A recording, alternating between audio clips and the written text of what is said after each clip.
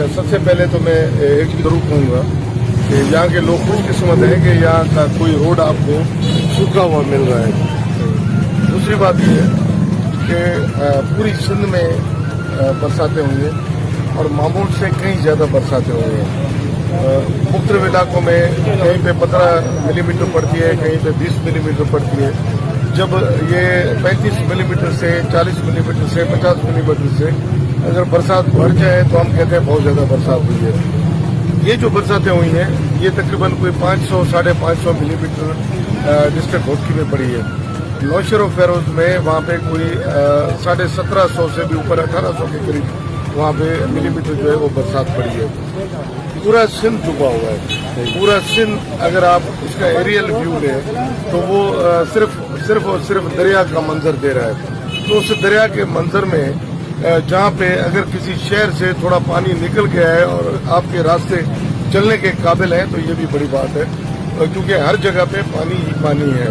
और दूसरी चीज़ ये कि ये जो इतनी बड़ा कैलेमिटी इफेक्ट है ये इसमें आपका पूरा 60% पाकिस्तान डूब गया है। जब जहाँ पे 60% पाकिस्तान डूब गया है, पहले तो ये होता था कि कहीं पे ज़िलज़ला आया तो चंद डिस्ट्रिक्ट थे उनमें आया, अगर दरिया कहीं से निकला तो उसने 4 डिस्ट्रिक्ट डुबाए, 5 डिस्ट्रिक्ट डुबाए, बाकी सारा पाकिस्तान खुला होता था। और कहीं पे बरसातें हुई तो लोअर सिंध के हमारे 11 डिस्ट्रिक्ट डूबे।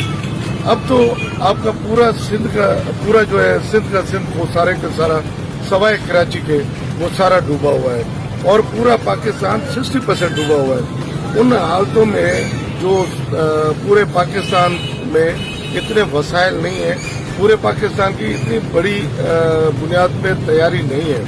और इस हवाले से ये जो मौजूदा आपको काम नजर आ रहा है उसमें सारे डिपार्टमेंट एक्टिव हैं, पूरी सिंध गवर्नमेंट एक्टिव है। सबसे पहला जो काम है इतनी बड़ी बरसात में, सबसे पहला जो काम है वो रेस्क्यू का है, दूसरा काम रिलीफ का है और फिर जाके रिहेबिलिटेशन का है। हमारे काफी ऐसे डिस्ट्रिक्ट हैं जहाँ पे रेस्क्यू का काम अभी तक हमारा कंप्लीट नहीं हो सका है। उसकी वजह ये है कि कोई ऐसी यूनियन काउंसिल नहीं है, कोई ऐसा इलाका नहीं है, कोई ऐसा गांव नहीं है जहाँ पे पानी न खड़ा हुआ हो। काफी जगहों पे अब पूरा इसी मौके पे बरसातों में आपका दरिया जो है वो 6 लाख क्यूसेक तक पानी आ गया है। अब दरिया में भी आपका सारा कच्चा डूबा हुआ है।